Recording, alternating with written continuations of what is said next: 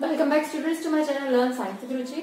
आज की क्लास में हम 7th class NCERT science text book का 8th चैप्टर करेंगे, जिसका टाइटल है विंड्स, स्टॉर्म्स एंड साइक्लोन्स। तो बच्चों, जैसे कि आप सभी को पता है कि मकर संक्रांति आने वाली है। मकर संक्रांति के समय में आपने देखा होगा बहुत सारे लोग जो है पतंग उड़ाते हैं। तो पतंग उड़ाते समय आपने भी पतंग उड़ाई होगी। तो पतंग उड़ाते समय जो विंड है, विंड क्या है? Moving air. moving air is called as wind। moving air, चलती हुई हवा जो है उसको हम पवन कहते हैं। अब इस विंड का जो है हम इफेक्ट कहाँ देखते हैं? पतंग उड़ाने में। अगर आप देखिए, अगर विंड जो है आपके बैक से आ रही है तो आपको पतंग उड़ाने में हेल्प मिलती है। ये जो विंड है ये आपको हेल्प करती है आपकी पतंग को, आपकी काइट को दूर ले जाने में।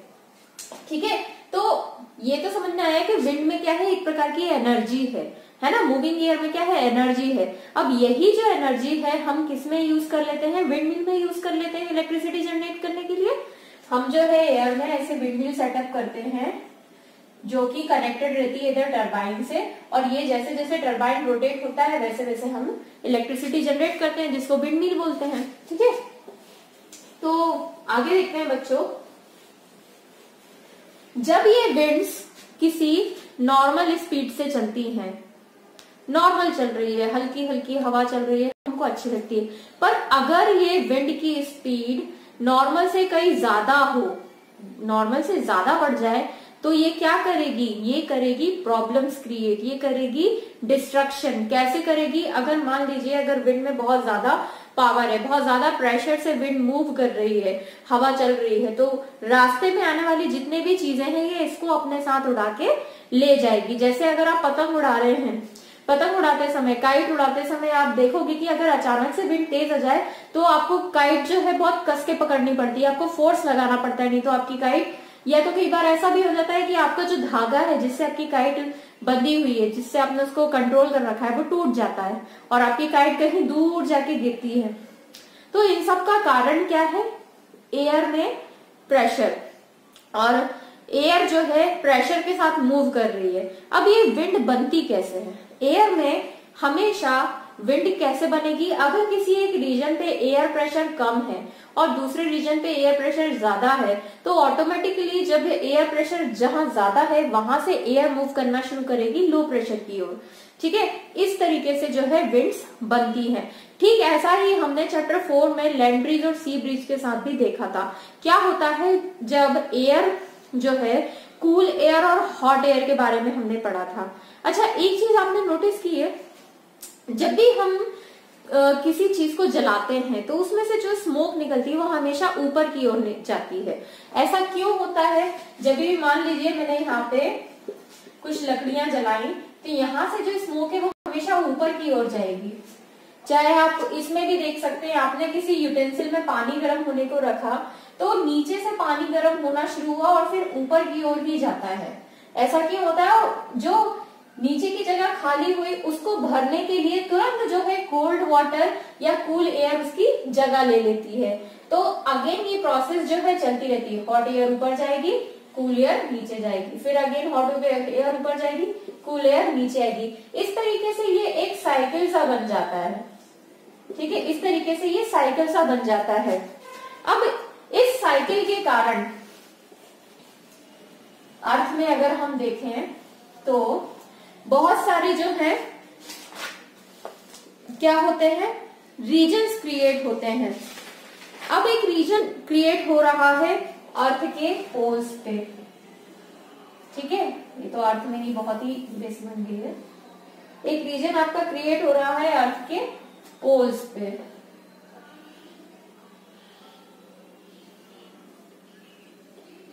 ये हमारा इक्वेटर। आप सबको तो पता ही, आपने ज्योग्राफी में पढ़ा होगा कि अर्थ का जो इक्वेटर वाला रीजन है वो सन से क्या है? Maximum amount of heat receive करता है। इसीलिए अलोंग इक्वेटर, इक्वेटर वाला जो रीजन है ये थोड़ा सा वार्मर होता है कंपेयरिंग टू पोल्स। तो पोल्स वाला रीजन कैसा होगा? कूलर, ठंडा रीजन होगा। जबकि इक्वेटर के वाला रीजन कैसा होगा, वार्मर रीजन होगा। तो होगा क्या, वार्म एयर राइज करेगी पोल्स की तरफ और पोल से जो है कूल एयर राइज करेगी इक्वेटर की तरफ। ठीक है, तो इस प्रकार से यहाँ दो ऐसे रीजन्स बन रहे हैं। ठीक है, ऐसे रीजन बन रहे हैं, एक पोल से इक्वेटर की ओर और फिर इक्वेटर से पोल की ओर, पोल से इक्वेटर की ओर, फिर इक्वेटर से पोल की ओर। इस प्रकार से जो है यहाँ पे टेम्परेचर चेंज हो रहा है। इस कारण से क्या होगा, जो हमारे डिफरेंट सीजन्स हैं, जो डिफरेंट हम देखते हैं, साइक्लोन्स बनते हैं, स्टॉर्म्स बनते हैं, साइक्लोन्स या स्टॉर्म्स बनते हैं। अब ये जो साइक्लोन्स और स्टॉर्म्स है ये कई तरीके से हमको हमें सपोर्ट भी करते हैं, मतलब कि हमारी हेल्प करते हैं। जैसे कि इनकी मदद से हम विंड मिल सेटअप करके पावर जनरेट कर सकते हैं। पर अगर ये बहुत हाई स्पीड से चलते हैं या विंड जो है बहुत हाई स्पीड से चले तो ये फिर डिस्ट्रक्शन भी करेगी, ये हमारा नुकसान भी करती है। जैसे कि जो हाई लेवल पे या बड़ी बड़ी बिल्डिंग्स के ऊपर जो सेटअप रहता है, जिसको शेड बोलते हैं, ये जो शेड रहता है उसको ये उड़ा के ले जाते हैं। क्यों, क्योंकि हॉट एयर ऊपर की ओर जाती है। अब जो हाउस है या जो भी बिल्डिंग है उसके अंदर टेम्परेचर जो है बाहर के कंपेरेटिवली ज्यादा होगा, तो जब विंड मूव करती है तो हॉट एयर ऊपर की ओर राइजेस होती है, तो उस कारण से जो है ये जो हमारे शेड वगैरह ये उड़ सकते हैं। बड़े बड़े लाइट पोल्स निकल जाते हैं, लाइट पोल्स जो है छोटे से थोड़े कम सपोर्ट के साथ जमीन में लगे रहते हैं। अब हाई स्पीड विंड आती है तो उनको अपने साथ लेकर चली जाती है। इस प्रकार से ये साइक्लोन्स और स्टॉर्म्स जो है कई प्रकार से नुकसान करते हैं। दूसरी चीज ये कि जब ये साइक्लोन्स एक रीजन में बन रहे हैं तो ये सारी चीजें करेंगे, पर अगर लो रीजन और हाई रीजन में तो अलग अलग साइक्लोन्स बन रहे हैं और एक रीजन आएगा जहां पे ये दोनों मीट अप होंगे, तो वहां पे ऐसा एक जो है ह्यूरिकेन डेवलप होता है। ह्यूरिकेन डेवलप मतलब होता है कैसे, आप इसको ऐसे भी देख सकते हो। आपने एक बकेट लिया, बकेट के अंदर जो पानी आपने भरा है उसको आप कंटिन्यूअसली हाथ से ऐसे हिलाइए। आप क्या देखोगे कि उसमें ऐसा टॉर्नेडो टाइप एक डेवलप हो जाएगा, बकेट के अंदर टॉर्नेडो डेवलप हो जाएगा। और अगर आप इस टॉर्नेडो के रास्ते में अपना हाथ अगेन लगाते हैं तो आप उसमें एक फोर्स महसूस करेंगे। ये जो मूविंग वाटर है आपके हैंड को फोर्स करेगा उसी डायरेक्शन में मूव करने के लिए। ठीक ऐसा ही नेचर में भी होता है। और नेचर में जब ये होता है तो आप देखोगे कि बड़े बड़े साइक्लोन्स या जिसको बोलते हैं हम ह्यूरिकेन, टाइफून, ह्यूरिकेन, ये जो इनके वर्ड्स हैं ये बनते हैं।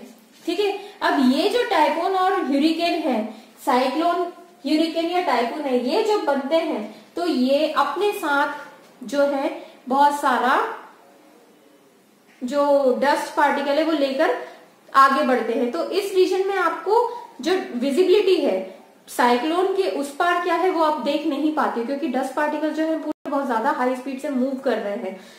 अभी तो मेरे पास कोई मटेरियल नहीं है, नहीं तो मैं आपको ये बिल्कुल दिखाती कि कैसे होता है। ठीक है, अब जो साइक्लोन है, साइक्लोन के बीच में एक रीजन होता है जो कि बिल्कुल शांत है। इस रीजन को बोलते हैं आई ऑफ द साइक्लोन। क्या बोलते हैं इसको? Eye of the cyclone. Eye of the cyclone जो है, जैसा कि आपने बकेट में बनाया तो बकेट के बीच में आप देखोगे एकदम सेंटर में एक रीजन होता है जहां पे कोई मूवमेंट नहीं है, वो उस साइक्लोन का आप आई कह सकते हो। ठीक है, तो इस प्रकार से जो है साइक्लोन जो है आई बनाता है, साइक्लोन का आई बनता है। अब ये जो साइक्लोन है ये आप वाटर में भी देख सकते हो, जैसे बड़े बड़े ओशंस हैं वहां पे जब वाटर करंट जो है मूव करते हैं, जब दो वाटर करंट्स मिक्स होते हैं तो वहां पे भी एक साइक्लोन बनता है। ठीक है, नेचर में साइक्लोन जब बनता है तो हॉट एयर और कोल्ड एयर ऊपर की ओर जाती है। हमने इस लैंड ब्रिज और सी ब्रिज की बात की थी। अब इस लैंड ब्रिज और सी ब्रिज के कारण जो है जो क्लाउड्स है वो बनते हैं, हॉट एयर राइज होती है, हॉट एयर के साथ वाटर वेपर्स ऊपर की ओर जाती है और ऊपर क्योंकि टेम्परेचर कम है, कूलर एयर है, तो वहां जाके अगेन कंडेंस हो जाती हैं। अब ये जो कंडेंस एयर है, ये कंडेंस वाटर ड्रॉपलेट्स हैं, सॉरी, तो ये कंडेंस वाटर ड्रॉपलेट्स क्या बनाते हैं? क्लाउड्स बनाते हैं। क्लाउड्स में मूविंग एयर के कारण क्या होते हैं, चार्जेस बनते हैं। ये जो चार्जेस हैं ये बनाते हैं, क्या करते हैं, आगे चल के क्रिएट करते हैं थंडरस्टॉर्म। क्या क्रिएट करते हैं, थंडरस्टॉर्म, थंडरस्टॉर्म या लाइटनिंग।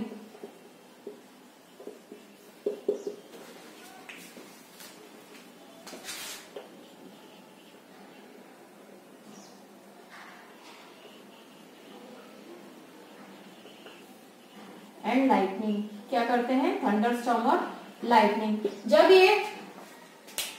जब ये बिजली कड़कती है और उसके साथ बिजली कड़कने के साथ बिजली गिरती है, लाइटनिंग होती है, बादलों की गड़गड़ाहट हमको सुनने को मिलती है और साथ में बिजली कड़कती हुई दिखती है। तो इस कंडीशन में हमें क्या करना चाहिए, हमें ऐसे रीजन्स के पास नहीं जाना चाहिए जहां विंडो हो, ऐसे अम्ब्रेला को नहीं लेना चाहिए जिसका एक एंड जो है वो मेटल का बना हो, ठीक है। अगर हम किसी फॉरेस्ट में है तो हमें किसी टॉल ट्री के नीचे खड़े नहीं होना चाहिए, बल्कि चूज करना चाहिए कि एक शॉर्टर ट्री हो, उसके नीचे शेल्टर लेनी चाहिए। अगर हम किसी ऐसे मेटल एंड के पास है या ऐसी बिल्डिंग के पास है जो कि कंप्लीटली क्या है, मिरर की बनी है, ग्लासेस की बनी है, तो हमें ऐसी बिल्डिंग में नहीं रहना चाहिए, हमें बाहर निकल आना चाहिए और ऐसा सेफ शेल्टर ढूंढना चाहिए जहां लाइटनिंग की या ये जो लाइटनिंग है ये इसके अट्रैक्ट होने की संभावनाएं कम हो। मेटल एंड हुआ, मेटल रॉड हुआ, लॉन्ग ट्री, टॉल ट्री हुआ, इन सब जगहों पे ये जो लाइटनिंग है ये अट्रैक्टेड होने की संभावना ज्यादा रहती है, पॉसिबिलिटी ज्यादा रहती है, इसलिए इनके पास हमें नहीं जाना चाहिए। अब ये जो साइक्लोन है, ये थंडरस्टॉर्म और लाइटनिंग जो है, इनका जो बड़ा रूप होता है उसको हम कहते हैं क्या, ह्यूरिकेन। अमेरिका जैसे रीजन में इस साइक्लोन को ह्यूरिकेन नाम से जानते हैं, ह्यूरिकेन नाम से जानते हैं। वहीं जापान और अदर कंट्रीज में इसे टाइफून भी कहते हैं, टाइफून, ठीक है। और फिर टाइफून के जो है अलग अलग नाम दिए जाते हैं। जापान और फिलीपींस में टाइफून कहते हैं, अमेरिका जैसे कंट्रीज में ह्यूरिकेन कहते हैं, और हमारी कंट्री में इसको क्या कहते हैं, साइक्लोन या साइक्लोन। अब साइक्लोन की वजह से बढ़ते हैं जो ऐसे, उनको कहते हैं टॉर्नेडो। क्या कहते हैं, टॉर्नेडोज। टॉर्नेडोज क्या है, एक ऐसा रीजन जहां पे हाई विंड प्रेशर और लो विंड प्रेशर की जो एयर है वो मिक्सअप हो रही है और उनके मिक्सिंग होने से एक रीजन डेवलप हो रहा है, ठीक है। एक high intensity, high energy intensity region develop हो रहा है, जिसके सेंटर में जो है एक काम रीजन है जिसको कि हम आई ऑफ द साइक्लोन या जिसको हम आई कह रहे हैं, ठीक है। अब ये जो है साइक्लोन जो है एक जगह से दूसरी जगह बढ़ता भी जाएगा और अपने साथ जो है जितना भी डस्ट है उसको लेकर चलेगा। जो डस्ट और फाइन पार्टिकल्स एयर में होते हैं उनको लेकर चलने के कारण इस साइक्लोन के दूसरे साइड हमें देखना पॉसिबल नहीं हो पाता है, विजिबिलिटी जीरो हो जाती है, ट्रांसपेरेंसी जो है उतनी दूर की जीरो हो जाती है। और ये जो है जब ये साइक्लोन मूव करेगा, इसी कंडीशन में जब ये एक रीजन से दूसरी ओर मूव करता है तो हाई डिस्ट्रक्शन करता है, बहुत ज्यादा हमारी लाइफ को, प्रॉपर्टी को नुकसान पहुंचाता है, लॉस करता है। तो इसके लिए हमें कुछ सेफ्टी मेजर्स अडॉप्ट करना चाहिए। सबसे पहले तो अगर जो हमारे मेट्रोलॉजिकल स्टेशन है उनके पास एक डिवाइस होता है जिसको कहते हैं अनीमोमीटर। क्या कहते हैं, अनीमोमीटर। ये एक डिवाइस होता है जो कि कुछ इस प्रकार से होता है।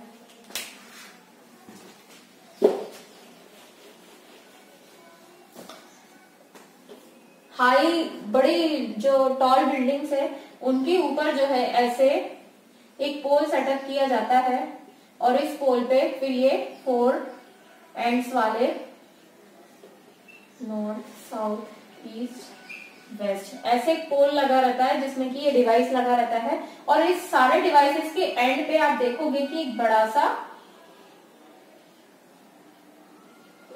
सा जो है, जो भी है वो ब्रॉडर एरिया है जो कि अंदर से थोड़ा, जिसके अंदर थोड़ी सी डेप्थ है। क्या होता है, अगर विंड मूव करेगी तो इस एरिया को प्रेस करेगी और ये जो एनीमोमीटर है ये मूव करेगा। इस एनीमोमीटर के मूवमेंट डायरेक्शन से अगर ये क्लॉकवाइज चलता है, एंटी क्लॉकवाइज चलता है, तो इससे हमें पता चलेगा कि विंड का डायरेक्शन क्या है, प्लस हम इसके मूवमेंट, रोटेशन से हम स्पीड, विंड की स्पीड भी पता लगा लेते हैं। उस हिसाब से जो है फर्दर हम ये पता लगा पाएंगे कि विंड की स्पीड कितनी है, और अगर विंड की स्पीड सेटिस्फैक्ट्री है, नुकसान नहीं पहुंचाने तक है, तो हम इसको एज इट इज रहने देंगे, हम इसमें कोई सेफ्टी मेजर्स नहीं लेंगे। पर अगर हम जो मेट्रोलॉजिकल स्टेशन में उनको लगता है, जो जितने भी एक्सपर्ट्स बैठे रहते हैं उनको लगता है कि ये जो है आगे चल के जो है हाई विंड साइक्लोन या टाइफून या टॉर्नेडो में कन्वर्ट हो सकता है, तो फिर वो क्या करते हैं,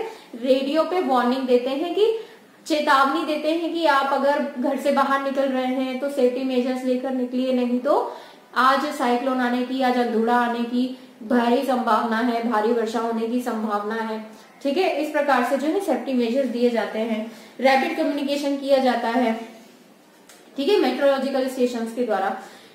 तो हम क्या कर सकते हैं अगर ऐसी कोई चीज आती है, तो हमें जो है बहुत सारे अरेंजमेंट्स करने चाहिए, जिनमें से मैं कुछ आपको बताती हूँ। सबसे पहले तो हमें मेट्रोलॉजिकल स्टेशन की ऐसी कोई भी वार्निंग जो है उसको इग्नोर नहीं करना चाहिए। दूसरा ये है कि हमें हाउस होल्ड गुड्स की और डोमेस्टिक एनिमल्स और व्हीकल्स की ऐसी जगह में मूव कर देना चाहिए जहां जो कि साइक्लोन इफेक्टेड रहने, जिनकी साइक्लोन से इफेक्ट होने की पॉसिबिलिटी बहुत कम हो। अपने हाउस में ही ऐसी कई प्लेसेस होती हैं, वो वहां पे भी हम उनको मूव कर सकते हैं। दूसरा है रोड्स पे और स्टैंडिंग वाटर, इनके पास जाने हमें अवॉइड करना चाहिए, क्योंकि फ्लड्स जो है रोड्स को प्लस रोड्स को हैवीली अफेक्ट कर सकते हैं। फोन जो है, किसी भी प्रकार के इमरजेंसी फोन जो है, उन सबको किसी भी प्रकार के जितने भी पुलिस स्टेशन हैं जो आपके एरिया में आसपास में है, पुलिस स्टेशन के फोन नंबर, फायर ब्रिगेड के फोन नंबर, मेडिकल सेंटर के फोन नंबर अपने पास हमेशा रखने चाहिए। मोबाइल में नहीं, अपने पास किसी डायरी में, किसी ऐसी चीज में, आपके पर्स में, किसी एक नोट में जो हमेशा आपके साथ रहे, ताकि आप इमरजेंसी टाइम पे उनको फोन करके तुरंत बुला सके। इसके अलावा जो है हमें कुछ अदर मेजर्स भी लेना चाहिए, जैसे कि कंटेमिनेटेड वाटर को नहीं पीना चाहिए, हमें वाटर को स्टोर करके रखना चाहिए इमरजेंसी के लिए, कि अगर ऐसी कोई इमरजेंसी आती है तो हम उस वाटर को यूज कर सके। हमें गीले हाथों से स्विचेस को नहीं टच करना चाहिए, क्योंकि अगर बाहर थंडरिंग और लाइटनिंग हो रही है तो पॉसिबिलिटी है कि जो इलेक्ट्रिसिटी है उसमें चार्ज बढ़ जाए, तो हमें झटका भी लग सकता है। ठीक है, हमें अपने पड़ोसियों और दोस्तों के साथ फाइनली कोऑपरेट करके चलना चाहिए, क्योंकि ऐसी स्थिति में हमें एक दूसरे का सहारा बनना चाहिए। एडवांस टेक्नोलॉजी जो है वो इन साइक्लोन्स की वार्निंग बहुत पहले ही दे देती है, पर हमारे लेवल पे हमें ये कोशिश करना चाहिए कि हम इन चीजों से अपने आप को और अपने आसपास के लोगों को ज्यादा से ज्यादा बचाने की कोशिश करें। तो इस चैप्टर में इतना ही था। इस वीडियो को देखने के बाद आप बुक की एक रीडिंग जरूर लगाइएगा। काफी सारी एक्टिविटीज बुक में दी गई हैं, पॉसिबल हो तो उनको आप करके देखिए। लास्ट में चैप्टर के एंड में एनीमोमीटर बनाने की एक सिंपल टेक्निक भी दी गई है, जो कि आप ग्लास, मेटल रॉड और किसी भी जो भी मटेरियल आपके पास है उससे बना सकते हैं। अगर आप बनाना चाहते हैं तो बना के देखिए। एनीमोमीटर रियली में वर्क करता है और उससे आप विंड की स्पीड को महसूस भी कर पाएंगे, क्योंकि अभी ये जो रीजन है, जो टाइम चल रहा है, मूविंग एयर आपको इजीली अभी मिल जाएगी, क्योंकि मकर संक्रांति का टाइम चल रहा है। विंड यहाँ पे इस समय बहुत ही लाइट रहती है, मूविंग एयर रहती है एयर प्रेशर के साथ, तो आप इजीली ये सब जो चीजें हैं ये कर पाओगे। तो इसी के साथ ही मैं आज की वीडियो एंड करती हूँ। आई होप आपको मेरी वीडियो समझ में आई हो। अगर कोई भी चीज समझ में नहीं आ रही है तो प्लीज इस वीडियो के एंड में जो कमेंट सेक्शन है उसमें कमेंट कीजिए। अगर मेरी वीडियो अच्छी लगती है तो इसे एक लाइक दीजिए, मेरे चैनल को सब्सक्राइब कीजिए और इस वीडियो को अपने फ्रेंड्स और बाकी क्लासमेट्स के साथ शेयर कीजिए। नेक्स्ट वीडियो तक के लिए जय हिंद, जय भारत, गुड बाय।